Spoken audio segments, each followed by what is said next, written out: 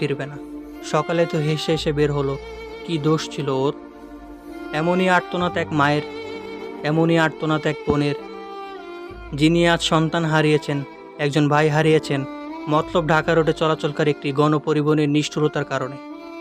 গত কয়েকদিনে মতলব থেকে ঢাকাগামী জৈনপুর এক্সপ্রেস ও মতলব এক্সপ্রেসের পরিবহনের দুটি গাড়ির কারণে প্রাণ হারিয়েছেন দুজন যাত্রী, আহত হয়েছেন আরও অনেকে। এই দুর্ঘটনাগুলো স্থানীয় এলাকায় সৃষ্টি করেছে তীব্র ক্ষোভ ও ভয়ের পরিবেশ। স্থানীয়দের ভাষায় জৈনপুর ও মতলব এক্সপ্রেস যেন হয়ে উঠেছে মৃত্যুর এক্সপ্রেস। তাদের অভিযোগ, এই গাড়িগুলো নেই কোনো বৈধ ফিটনেস, চালকরা অদক্ষ ও অপ্রশিক্ষিত, অনেকে লাইসেন্স ছাড়া গাড়ি চালাচ্ছেন, অতিরিক্ত গতি, ওভারটেকিং আর বেপরোয়ার আচরণ রুটিনে পরিণত হয়েছে। এই গাড়িগুলোতে প্রতিদিন শত শত মানুষ যাতায়াত করে জীবনের ঝুঁকি নিয়ে। দুর্ভাগ্যজনকভাবে প্রশাসন নজর এড়িয়ে দিনের পর দিন এরা চালিয়ে যাচ্ছে এই অপঘাতের বাহন। গতকাল এই ঘটনার পর মতলব এলাকায় শতাধিক মানুষ রাস্তার পাশে দাঁড়িয়েছেন, প্রতিবাদ জানিয়েছেন ছাত্র জনতা, সচেতন নাগরিক। হাতে ছিল প্লে কার্ড।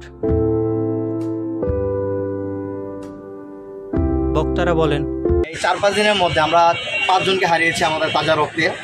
তো আমরা আমাদের চিন্তা হচ্ছে এখন যাতে আর কোনো প্রাণ না হয়ে যায়, কারো ভাই, কারো বোন, কারো মা। উদ্দেশ্য একটাই, লক্ষ্য একটা, যে ফিটনেসবিহীন গাড়ি চালানো যাবে না এবং লাইসেন্স সহ গাড়ি চালাতে চাই।